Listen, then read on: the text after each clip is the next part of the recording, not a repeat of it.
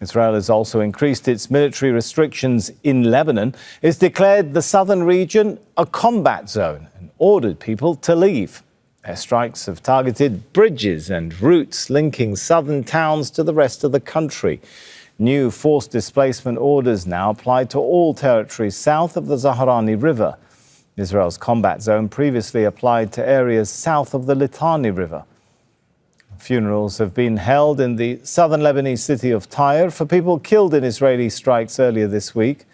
Lebanon's state news agency says at least 10 people, including women and children, were killed in an attack on Burj al-Shamali on Tuesday.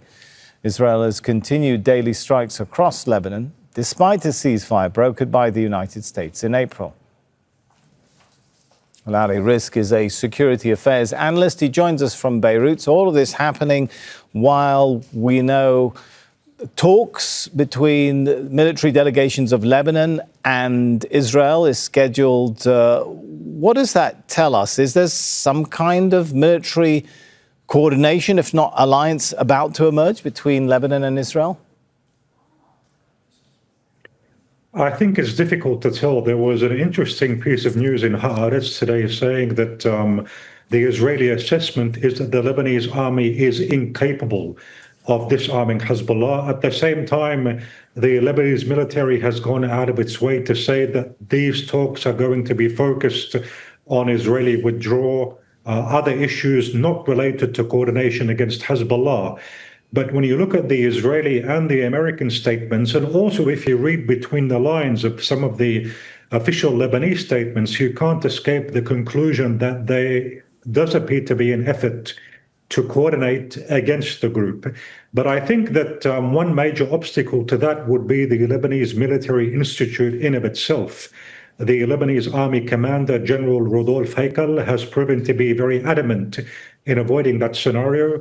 And you're probably aware of what happened when he met with Lindsey Graham in Washington, whereby Graham asked him, do you consider the Hezbollah to be a terrorist group? And Heikel responded by saying, no, not in the Lebanese context.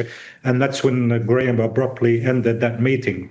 So I think that in terms of the Lebanese military doctrine and the Lebanese senior command, there remains to be major hurdles which could prevent any real coordination taking place between Israel and the Lebanese military against Hezbollah. Well, if all this is going on as the US and Iran are trying to reach a deal, and if that comes through, as it seems the vice president is indicating they're close to, Israel's campaign, one assumes, in Lebanon will also end. Will that prompt the start, though, of a Lebanese army campaign against Hezbollah? What is the likelihood of that scenario? Yes, again, I think that we have to be very reluctant in imagining a scenario where the Lebanese army would engage Hezbollah in direct confrontations. I think there are efforts being pursued to that effect. Secretary of State Marco Rubio has said that he openly stated, we want to establish a vetted Lebanese army unit to disarm Hezbollah. But I think that as we've seen with other policies from the American administration, these are not very carefully considered. I think they don't take into consideration the very, very dramatic repercussions which could result out of that. So if the Americans put pressure on the Lebanese military to confront Hezbollah directly, I think that would end with a very, very disastrous scenario. Now, I think that Israel actually wants that to happen. Israel wants Lebanon to descend into... What do you mean by disastrous scenario, Ali? Are we talking about a return to the civil war we saw in the 70s and 80s? Look, because of the war against Iran, the assassination of Ayatollah Khamenei, and the disproportionate attacks on Lebanese southern villages, there's a prevailing assumption amongst Lebanese Shias, and I even would argue amongst the regional Shias, that the Shia are under attack. And so if they take any forceful action, if you want to apply that to Lebanon, if they put pressure on the army to disarm Hezbollah, I think that it's safe to say a very large segment of the Lebanese Shia community is going to see that as an attack on them, on the sect as a whole. And I'll refer you to the opinion polls which recently revealed that 88% of Lebanese Shias are against the disarmament of Hezbollah.